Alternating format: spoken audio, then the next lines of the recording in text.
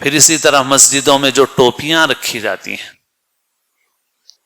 اب ٹوپیاں بھی جن بٹیوں میں رکھی جا رہی ہیں یہ گھر میں میلے کپڑے ڈالنے کے لیے استعمال ہوتی ہیں۔ آپ کے دھلے ہوئے کپڑے رہتے ہیں اس بٹی میں جس میں آپ ٹوپیاں ڈال رہے ہیں۔ آپ کے گھر میں دھلے ہوئے کپڑے جو آپ آفس پہن کے جاتے ہیں یا ابھی یہاں بھی پہن کے کرتا پیجامہ آئے ہیں، یہ کرتا پیجامہ دھلا ہوا آپ کا بٹی میں رہتا ہے وہ؟ تو جو کپڑوں میں سب سے اشرف ہے، تاج ہے جو سر کا، وہ تو سب سے اونچا ہے، تو وہ سب سے اچھا ہونا چاہیے۔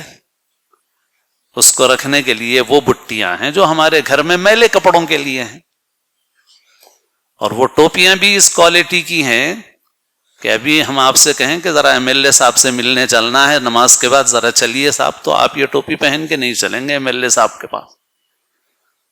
ذرا آفیسر سے ملنا ہے سیکریٹریٹ میں، آفیسر سے ملنے کے لیے چلیے، تو آپ یہ ٹوپی پہن کے نہیں چلیں گے کہ صاحب یہ ٹوپی پہن کے سیکریٹریٹ میں نہیں جا سکتا، میں آفیسر کے سامنے نہیں جا سکتا، ایم ایل اے کے سامنے نہیں جا سکتا۔ پھر اللہ رب العالمین کے سامنے یہ ٹوپی پہن کے کیسے کھڑے ہو؟ پھر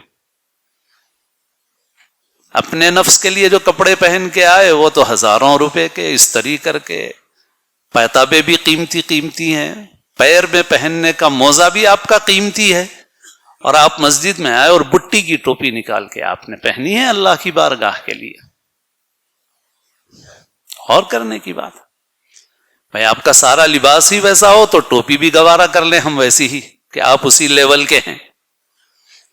آپ کا موزہ بھی قیمتی ہے، پیر میں پہننے والا برانڈڈ ہے، بڑی کمپنی کا ہے، اور مسجد میں آئے اور بٹی سے نکالی ٹوپی لگا لی، بس یہ پہن کے نہ سسرال جاؤ گے، نہ آفیسر کے پاس جاؤ گے، کسی کے پاس نہیں جاؤ گے، اور اللہ رب العالمین کی بارگاہ کے لیے یہ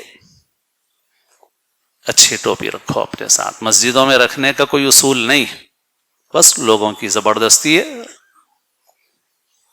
آپ کا پیجامہ مسجد میں تھوڑی رکھا جائے گا۔ آپ کوئی انگریز ہیں کہ جامع مسجد میں انگریز عورتوں کے لیے کپڑا رکھتے ہیں دروازے پہ، کہ انگریز عورتیں جامع مسجد دہلی دیکھنے آ رہی ہیں تو کپڑا دیتے ہیں، تو آپ بھی کیا ان میں ہیں یا مسلمان ہیں؟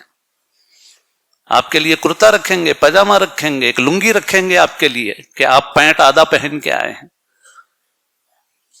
تو جیسے یہ سب چیزیں آپ کی اپنی ہیں، آپ کے سر کا تاج بھی آپ کا اپنا اور اچھا ہونا چاہیے اللہ کی بارگاہ کے لیے۔